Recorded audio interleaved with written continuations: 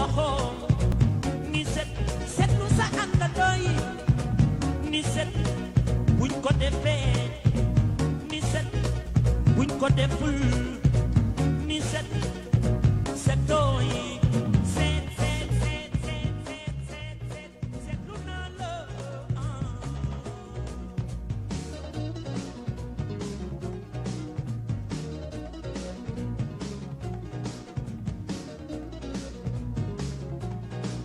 ma yokku di la doole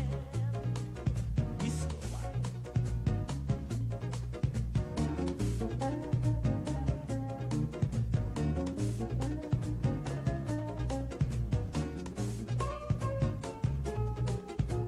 ni bis dina ñëw américain yi am gis-gis yu bees. mbokk yi ñu ngi leen di nuyu di rafetlu ànd bi ak rajo Futur Média fas yéene ànd ak yéen ci seen émission daan corona ngeen baaxoo daan ci ànd ak di ci ànd kon ak El Hadji Assane Gueye bés bu nekk ci wile waxtu mu nekk ci yeneen i yitte jombul suba ak jàmm dana ñëwaat àndaat ak yéen seen émission daan corona ñu wéy di ci ànd ak kàngam yi nga xam ne ñoom la ñu ci waxtaanal mu ñeel li di daan corona tolluwaayu coronavirus bi ci réewum Sénégal loolee dañu koy waxtaane it lu aju ci matuwaay yi nga xamante ne ji kilifa yi ñuy dénk wàllu wér yaram ñoo ngi koy jël saa su nekk di ko doxe ngir lu dakkal lawuk jàngoro bi mu di coronavirus bi waaye it buñ ca noppee daañu ànd ak auditeurs yi ñoom it taataan seen xalaat ci daan corona 88 628 14 14 dañuy àndee ak ñoom waaye laata ñuy yegg foofee yëpp ñu wéy kon waxtaane ko ñoo ngi ci waxtaan wi ak docteur Ousmane Gueye docteur maa ngi lay nuyu. maa ngi lay fay sëñ Mohamed. ñoo ngi lay dalal jàmm xam naa suñu waaj nag El Hadji Assane ngeen doon baaxoo di àndal ci wile waxtu dafa nekk kon ci yeneen i yitte docteur. tout à fait. ok maa ngi leen di nuyu auditeurs yëpp di nuyu Sénégal yëpp. jërëjëf di nuyu El Hadji Assane. jërëjëf di gis ne bon lii mooy complémentarité rek. waaw mi ngi noonu dañuy jéem lu jafe. jéem a wute El Hadji Assane ci antenne moom. macha allah du doon lu yomb waaye nañu ko doxee rek ni ñu ko réalisation bi santé fàttali auditeurs yi ñuy déglu ne yaay directeur service national de l'éducation et de l'information pour la santé laaj bu njëkk bi mooy gisoon nañu benn délégation bu ministère de la santé ak action sociale ci diwaanu Touba ñu demoon doon nemiku ji foofee waaye it waxtaani stratégie matuwaay yi nga xam ne ñu ngi koy jël ñeel màggal gi ñu dënmal ndax li ñu bëgg foofee daal moo di ñu bañ fa dégg benn cas coronavirus ci jamonoy màggal gi looñ ci mën a dolli ne xibaar ci mission boobu. voilà jërëjëf wax nga dëgg mission mu ngi fa woon depuis ëpp na ñeenti fan man mii fekk naa leen foofu samedi ba. ñu defoon réunion bu am solo ci hôpital Ndamatou foofu ak médecin chef région ak mission ba ak ñëpp toog waxtaan. mission bi wax dëgg yàlla jaar na ci kër diine yi yëpp foofu kër kilifa yi yëpp foofu jaar na fa waxtaan na ak région médicale Diourbel. waxtaan na ak district Touba waxtaan na ak district Mbacké. vraiment partie prenante yëpp kuréel yi fa nekk fédération yi fa nekk waxtaan nañu dem nañu ci seeti xalif général bi waxtaan mais li ñu fa gis wax dëgg yàlla dal na xel maanaam parce que dem nañu ci jumaa ji gis nañu distanciation physique bi fa nekk boole ci aussi laata ngay dugg ci jàkk ji tànk tàkkoo masque doo dugg ci jumaa ji yooyu muy ay firnde yu am solo et waxtaan nag aussi ne dañuy gën a renforcer dispositif bi xam nga loo gis lu ne waxtaan la waxtaan nañu ak kilifa yi expliquer leen mbas mi ne tey ji am nañu jéego yu Sénégal am par rapport ak mbas mi mu chiffre yaa ngi wàññeeku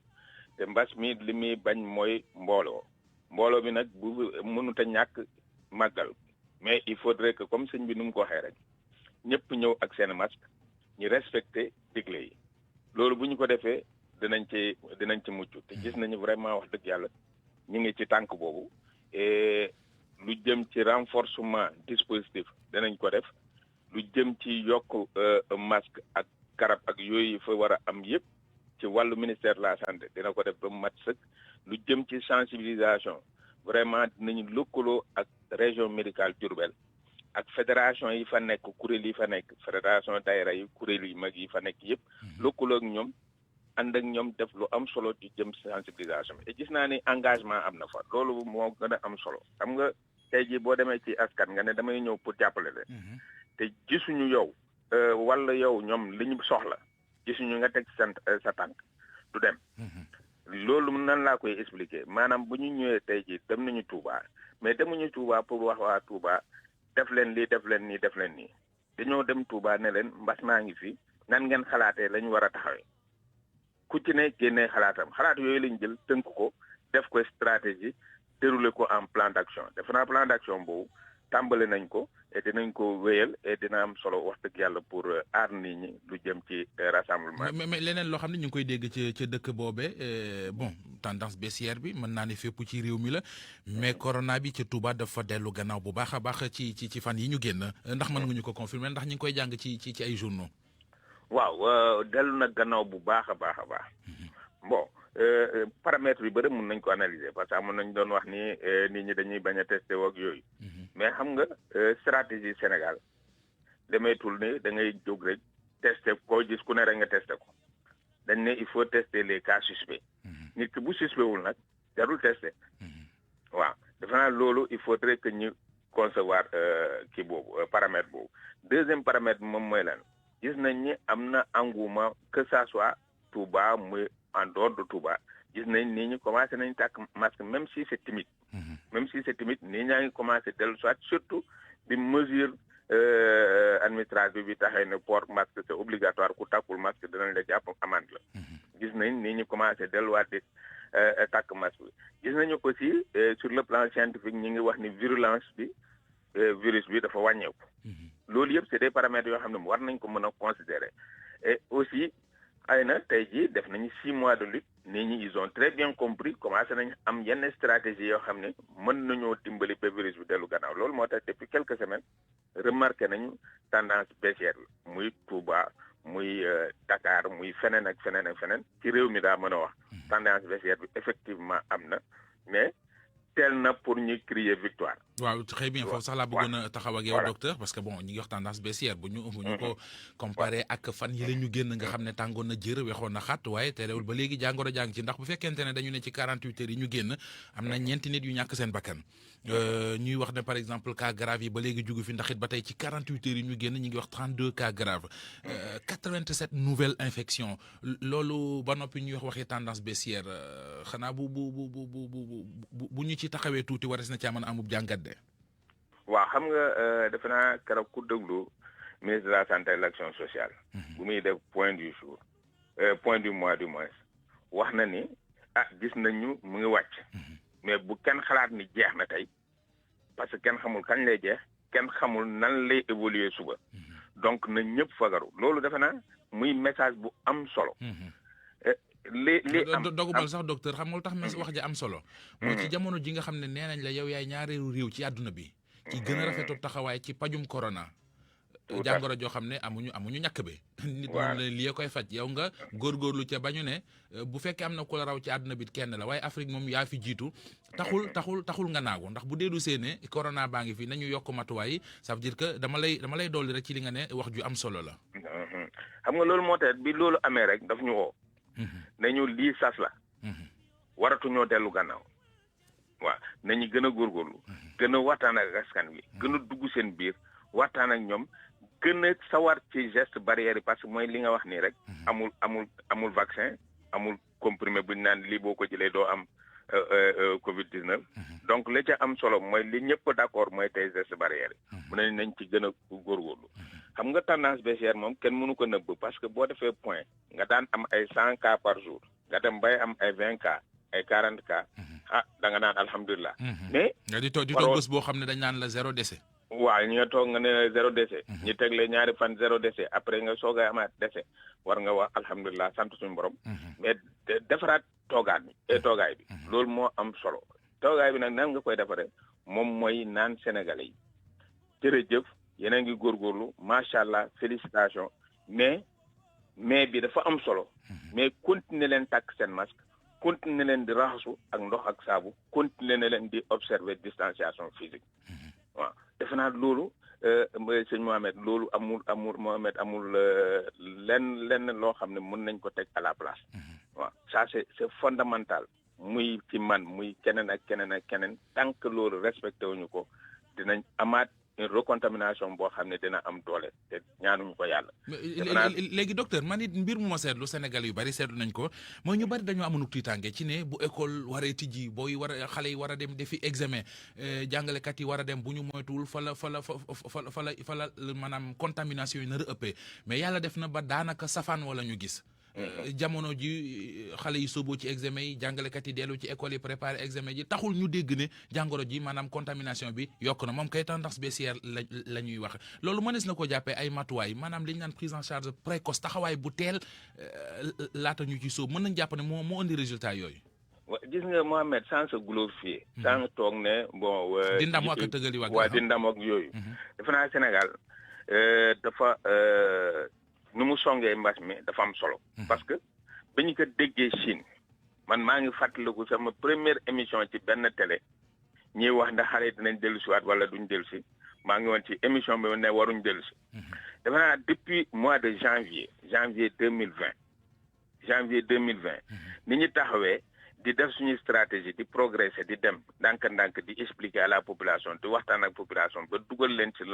cette cause là defe naa bokk na li indi. Résultats yi positifs yi.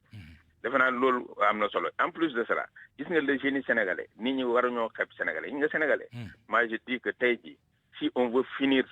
cette pandémie sénégalais yi mën nañ ko am nañu xam-xam bi am nañu xarañte bi et mën nañu dëkku lu ne à condition qu'il ñi bëgg ko nag mooy waxtaan ak ñoom mooy indi leen ba ñu engagé wu. je pense que bu ñu amee engagement boobu. duñu am benn jafe-jafe université mu ngi nii c'est des centaines de milliers d'étudiants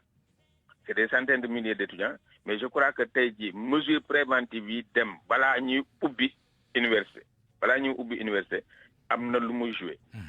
mesure préventive yi amoon administrative yi waxtaan bi ak jumtukaay état mettre à la disposition des écoles tax na ba tey jii baccalauréat jàll na alhamdulilah tey jii la ñu soowu BFM ñi ñaanal xale yi yal na leen yàlla may ndam dans de très bonnes conditions ñi def seen BFM dans de bonnes conditions ñi am ci ay at mi am solo. ñëpp voilà defe naa loolu tam mesures yooyu am na solo et ça sera exactement la même chose pour la rentrée prochaine pour école yi. il faudrait que ñu continuer la sensibilisation il faudrait que ñu continuer di waxtaan ak population bi les parents d'élèves les guides religieux les leaders d'opinion ñëpp soobu ci comme ni ñu ko commencé nii. vraiment bu ñu ko defee Mohamed man am naa yaakaar ne Sénégal waxatuñu deuxième place mais mun nañ jël première place. jërëjëf docteur maa ngi lay gërëm amiin yàlla nañ yegg foofu tàggu jàngoro ji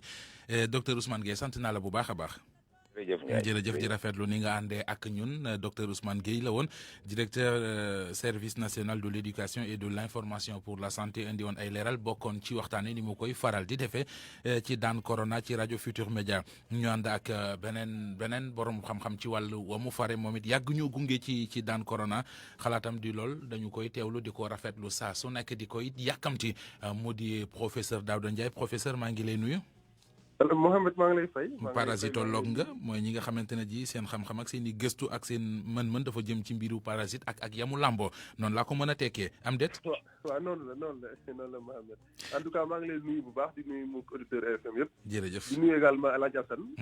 wéetal nañu tey. waaw incha allah xam naa ne fii ak fan dañ toog jokkoowaat. incha allah en tout cas ñu ngi rafetlu sa taxawaay ci émission bi. jërëjëf professeur li ma lay njëkk a laaj mooy yow sa jàngat bu njëkk sa commentaire bu njëkk ci fan yi ñu génn ak mbas meek ni mu fi tëddee. waaw je pense que ñu bëri constaté nañ ko par rapport ak évolution bi gis nañ effectivement que en tout cas boo koy xool par bis par rapport données yi ñu lay jox gis nga ne wàññeeku woon na donc mooy li ngeen di tuddee yéen tendance baissière. mooy lu ñu constaté donc loolu mooy li nga doon teg sa bët donc mooy loo xam ne également dañ koy sant yàlla. parce que looy gis mu wàññeeku en tout cas li ngay teg sa bët mu wàññeeku loolu sant yàlla di ko rafetlu bu baax. di ci am yaakaar. donc mais ce qui est important moom wax na ko léegi docteur Ousmane Gueye maa ngi koy nuyu au passage y a toujours un mais mooy donc li gën mooy ñu ñaan yàlla ba mu jeex tàkk. te loolu pour mu am je pense que il faut que ñu continuer xeex bi. waaw non mais boobu sax bëgg naa la ci dolli tuuti ndax ci 48 heures yi ñu génn yaa ngi dégg ñu ngi wax 42 cas communautaires. xam nga fu ñu waxee ne dañoo bëgg a tàggoo cas communautaire 48 heures yi ñu ne am nañ 42 ñaar fukk ak ñetti cas importé mooy dëggal mais gi docteur wax sànq yow it nga ñëw jaaraat ca. voilà parce que xam nga boo xoolee même dès le début de la semaine bi ñu ko waxee nee nañ def ndànk ñu xool par rapport nu muy évoluer scientifiquement parce que mën nga constater benn affaire nga toog ba ci tuuti xam nga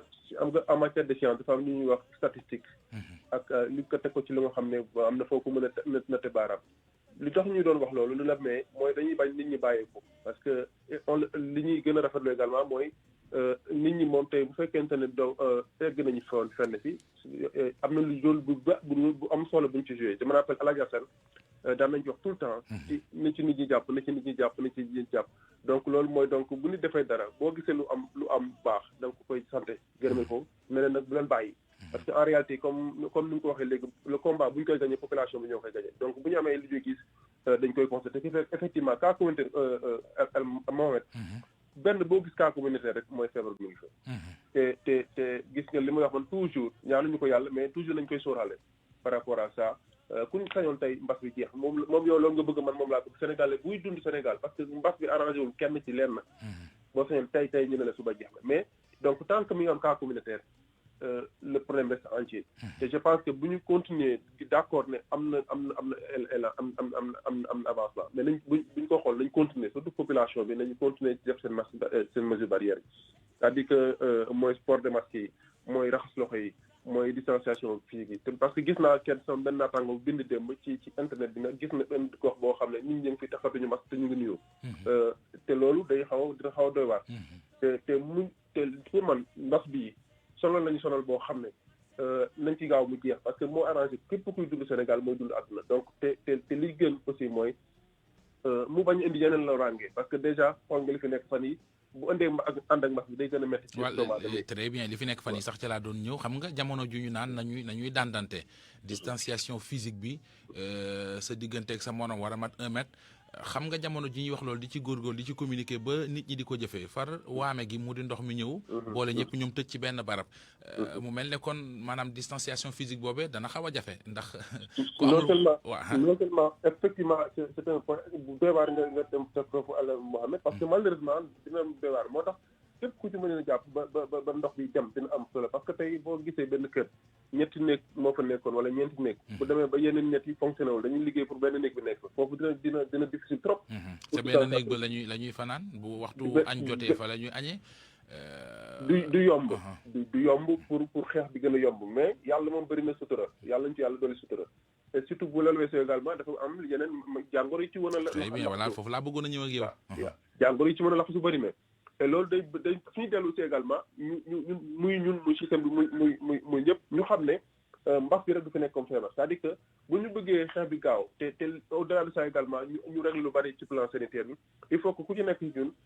xam ne mbas bi rek nekku fi que yeneen ñaa ngi fi te boo xoolee jamono ji ndox bu bëri moom li ñu njëkk a indi mooy li nga wax maladie hydrique liée aux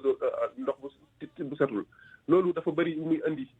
am na tur yoo xam ne dama ko jox parce que day bëgguma nit ñi di tiit mais ñu xam ne ndox bu setul moom surtout yu mélangé ak force ndoxu force wala même ndox boo xam ne même bu dul ndox force ndox bu taa rek nekk ci mbedd rek day am ay microbe ak yooya sax kay fa laa jëm léegi bu weesoo yooyu nga xam ne ñu ne malade yoo nga xam ne ay mën na indi biiru daw mën na indi lu ne mën na indi yaramu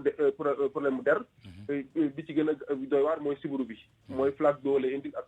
mun di jet naturel donc cocktail bi day bari ba nga xam ne tey moo tax ma ne te donc lu ñu mën a def pour lijjanti benn bi muy mbas bu ñu ko mën a lijjanti ñu lijjanti mu dem ñi fi nekk ñu koy gérer au fur et à mesure parce que en réalité tey dafay nekk loo xam ne situation boo xam ne dafay difficile trop ñu mën ko gérer ñëpp à tous les niveaux et c'est pourquoi ma ne lépp lu fi mu am nag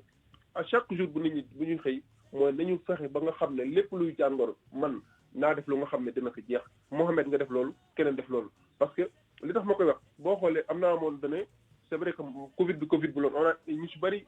daawuñu dem hôpital te amoon nañ yeneen maladies yi doon àndal te ñu ci bëri xalaatuñu woon yeneen feebar yi alors que yeneen feebar yooyu tey aujourd'hui dafa am solo loolu ñu sóoraale leen bu baax muy feebar mooy ñi nga xam ne mag ñi am yenn feebar yi nga xam ne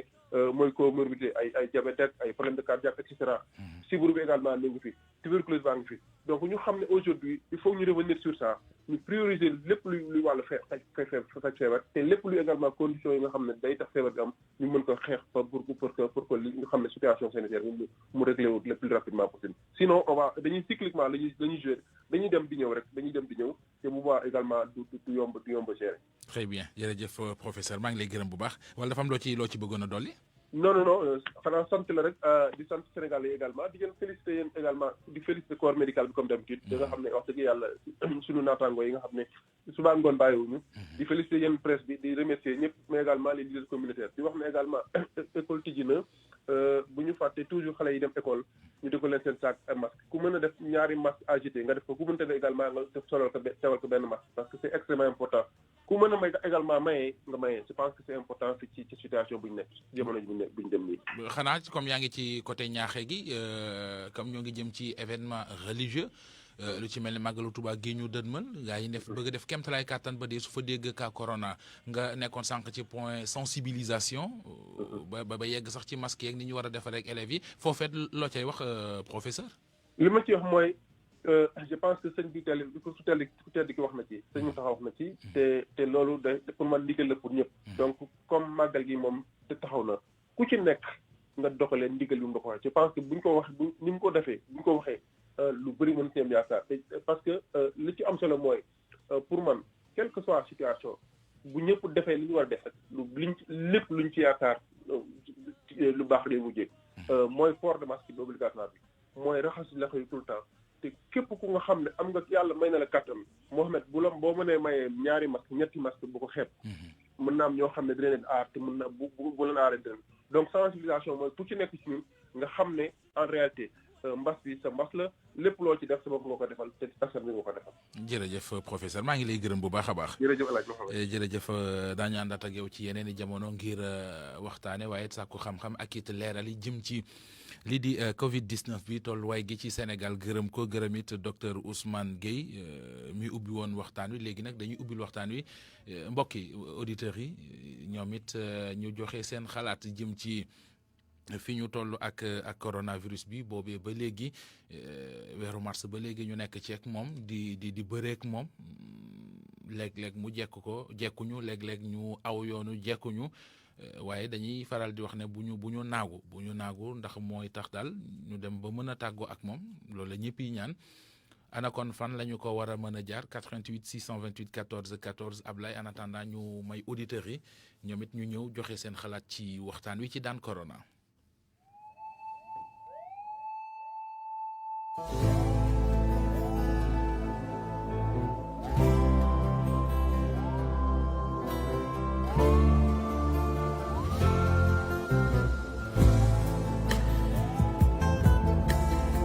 Allahu akbar yàlla rekk yàlla ñu ngi toroxlu boole séddi la ñaan bala bi ñu wàccee ñu de attanu ñu ko ndax àdduna wërngal këpp nee na 9h05 ci RFM yéen a ngi seen émission daan corona sottante xalaat ca lañ ca toll ñoo ko auditeurs yi ñoo ngeek kenn ci jokkoo bi salaamaaleykum. asalaamaaleykum. waaleykum salaam. Mouhamed Ndiaye ñoo ngi lay ziar. maa ngi lay delloo ziar gi bu baax di la dalal ci waxtaan wi. ñu ngi lay kontaanee te di la ñaanal gudd fan ak wér-gu-yaram. amiin te ñu bokk. ndax ndaw nga boo xamante ne yaa ngi si biir réew mi si wàllum communication yaa ngi si def loo xamante ne askan bi ñoom tey yëpp ñu ngi koy rafetlu yàlla na la yàlla defal jàmm. amiin alhamdulilah jërëjëf. di nuyu tamit sunu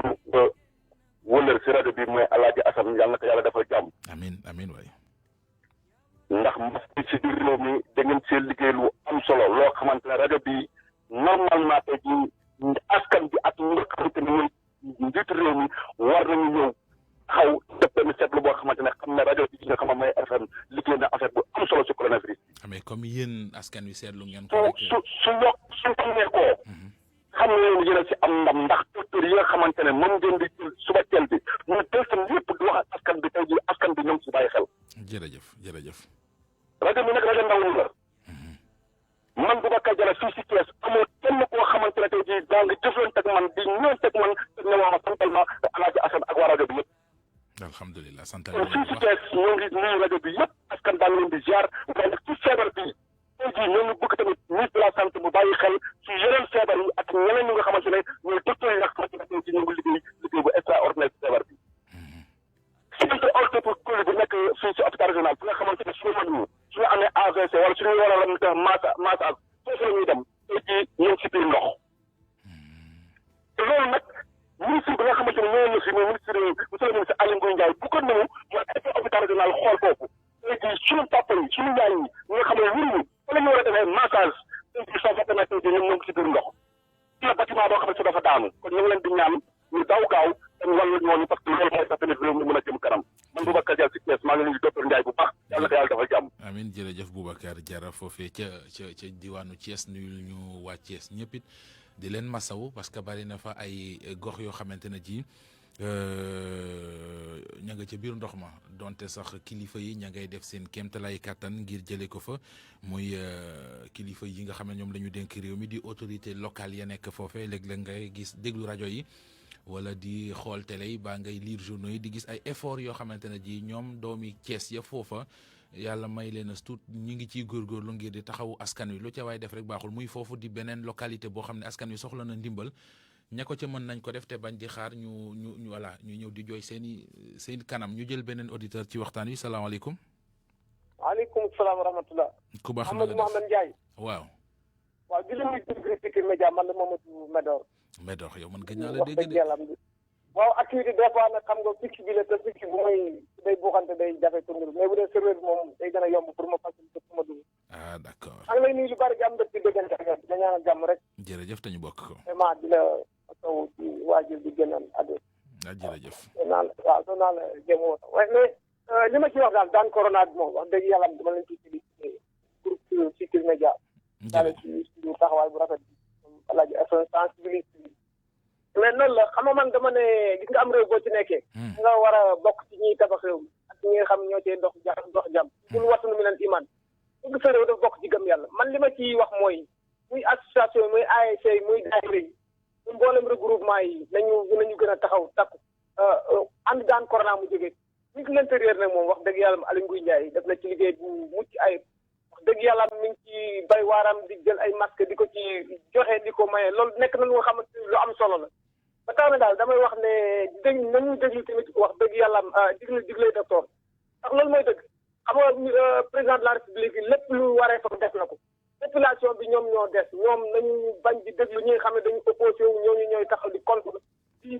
jéem a di ci dugal la ci bokkul ndax feebar boobu kenn du ko caaxaane te ku mu dal rek sama xel dem ci dee say mbokk tamit seen xel dem ci dee ba tax na daal ñu gën a góorgóorlu moytandiku feebar bi di jëfandikoo masque yi day dandante di sarawante waaye képp ku nga xamante ne bi da lay jéem a woo ci loo nga xamante ne bi day indi jaxasoo feebar bi tamit wax dëgg yàlla comme nit yi nañuy fexe nu fi jógee. jërëjëf Mamadou Medor ñu ngi koy gërëm bu baax a baax moom Mamadou Medor mi ngi noonu ñu xaaraat beneen auditeur ci waxtaan wi noonu rek la ñuy ànd ak yéen sottantay xalaat mu ñeel lii di coronavirus bi ci Sénégal. ni ko suñu ñaari kàngam yi waxee sànq gërëm waa Sénégal ndax ñi ngi ci am taxawaay bu rafet waaye bu ñu teggi seen tànk nañ ci góorgóorlu rek ñu jël beneen auditeur salaamaaleykum. waaw maaleykum salaam Ndiaye maa ngi lay ziar. maa ngi delloo ziar gi bu baax. Adama Dieng laa tudd maa ngi lay ziar bu baax. ay ca sëñ Adama ñoo ngi lay nuyu di delloo ziar gi di nuyu waa Touba bu baax a baax di teewlu sa xalaat. ñu ngi lay fay waaw ok di nuyu waa Sénégal yëpp. ñaan sama kàddu fekk ñëpp jàmm lay bënti yoon sama xarit boobu Alaaji Njóogu Jeen d'accord dina ko dégg waaw Ndiaye man de ñaari ponk rek laa bëggoon jàngat ci daan corona bi vraiment bi ci njëkk rek di féliciter nag bu baax état bu Sénégal parce que jàpp naa tey jii bu ñu mënee taxaw ci àdduna bi yëpp ñu wane ni Sénégal moo jot deuxième ci ni ñuy xeexee mbas mi loolu yaakaar naa vraiment ndam la boo xamante ni état bi yëpp lañ ci war a féliciter waaye nag lu njëg njaag bi ci féliciter président Macky Sall ndax bu génneel woon les moyens qu'il faut pour nit ñi pour ministre de la santé ak acteurs yi nga xamante ni ñoo seq wàllu yëpp mën a xeex jàngoro ji moom àgg fii kon yaakaar naa kon affaire bi ak si fii kon faaw ñu féliciter ko waaye di féliciter Sénégal yi nga xamante ni vraiment taxaw nañu bi mbas mi dikkee taxawaayu responsabilité seen biiri kër ñor ak njaboot taxaw sensibiliser seen njaboot ba pare jël mesure barrière respecté ko ba pare di ko dégle ba tey combat bi mën a ñooñu faaw ñu félicité leen waaye di wax rek ni ñu bañ a bàyyeeku ndax it kenn ku ne xam na ni feebar bi moom bari na ay dëkk yoo xamante ne am na ay deuxième vague yu fa ñëwaat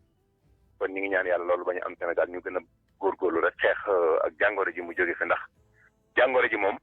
wala fi dañoo wax rek lu leer nañ wér moom bu soxla doonay ñaar moom wér a am bu wér amul rek soxla benn lay doon muy wér kon nañ ñaan yàlla jàngoro ji jóge fi fi may daanee rek mooy comme dañuy jëm ci côté màggal gi Touba ñu gën a góorgóorlu ci sensibilisation bi vraiment waaw gis nañ dëkk bi jàngoro ji mi ngi fi wàññeeku bu baax a baax te loolu dara waralu ko dul mesure barrière yi nga xamante ni population bi respecté nañ ko ndax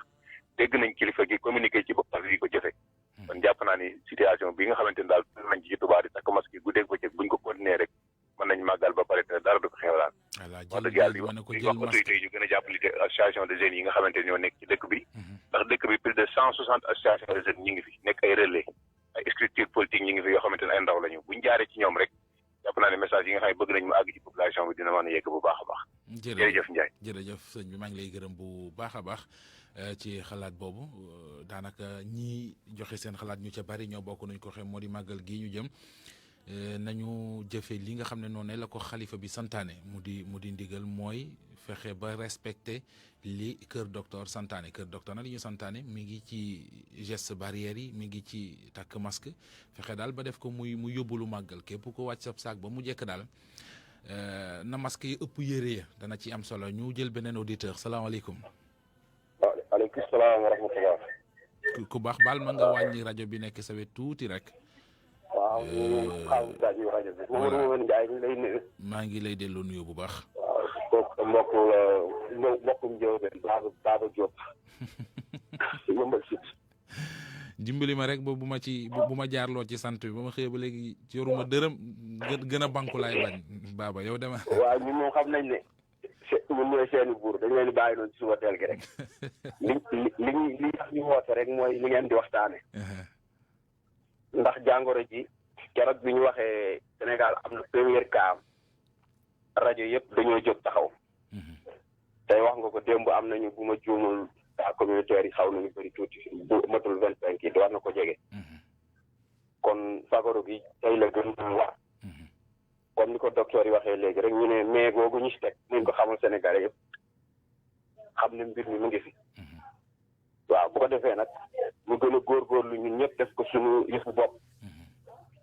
dama doon wax nag keroog Alaaji Assane bi mu fi ñëwee dama ne ko Sénégal nag li ñu gën a tële mooy serré score nañ ko jéem nag loolu rek moo doon suñu woote ñu ngi lay gërëm di la sant. jërëjëf rafetlu nañ seen liggéey. yow it wax nga lu am solo loolu nag daf ñoo jafe maanaam tëye ci mbir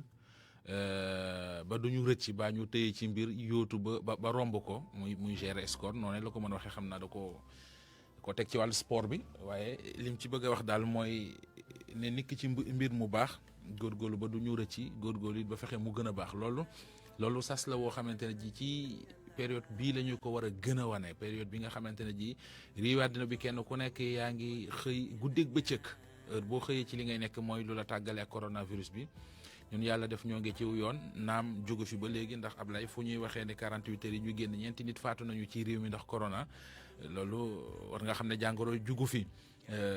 ñuy wax it ne daal lu aju ci cas grave yi ci 48 heures yi dem nañu ba yegg ci 32 cas grave 87 nouvelles contaminations loolu mooy wane ne ba léegi coronavirus mi ngi fi cas communautaire yaa ngi fi cas importé yaa ngi fi décès yaa ngi fi xëy na mi ngi wàññeeku sante ko yàlla waaye nag fexe ba mu jeex fi daal mooy faratali mooy illa yi beneen auditeur ci waxtaan wi 88 628 14 14 ñu ànd ak yéen xool kon ana nu ñuy def ba coronavirus bi nga xamante ne ji ñi ngi ciy pexe ngir seet nu ñu ko fi jëlee loolee mën a law ñu xaar auditeurs yi teewlu seen xalaat ci daan corona ci rajo Futur Média di ñaanal bu baax a baax El Hadji Assane Gueye mi nga xam ne ci waxtu wi moom ngeen ci daan àndal jombul fii ak suba wala ginnaaw suba dana ñëw ànd ak yéen ci émission daan corona ñu jël beneen auditeur salaamaaleykum allo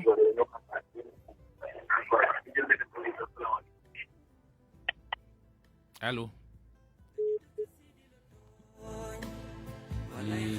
ñaan ñi nga xamante ne ji ñoo ngi woote bëgg a bokk ak ñun ci waxtaan wi bu ñuy wootee nañu fay rajo bi nekk ci seen wet ndax bu dul loolu bu ñu dégloo foofu rek dafay xaw a doy waar ci ñun ñi nekk fii ak ñi leen di déglu mu di auditeurs yi ñaan ko képp koo xam ne jaar nga ci 88 628 14 14 bëgg a joxe sa xalaat ci daan corona tey ñu jëmee ko ci tolluwaayu coronavirus bi fii ci Sénégal ana lu ngeen ci xalaat bi mooy nu ñu def ba yegg si fii ak it nu ñu def ba romb fii loolu mooy li ñuy waxtaane ci daan corona ci rajo Futurs Médias keneen ku ci amit beneenub xalaat moo xam foo bëgg autorité yi ci réew mi dégg la bu fekkente ne da ngaa bëgg it askan wi ñoom it dégg la loolu lépp daal ñoo ngi leen di xaar ci daan corona 88 628 14 14 Ablaye ñu xaar auditeurs yi ñu ñëw.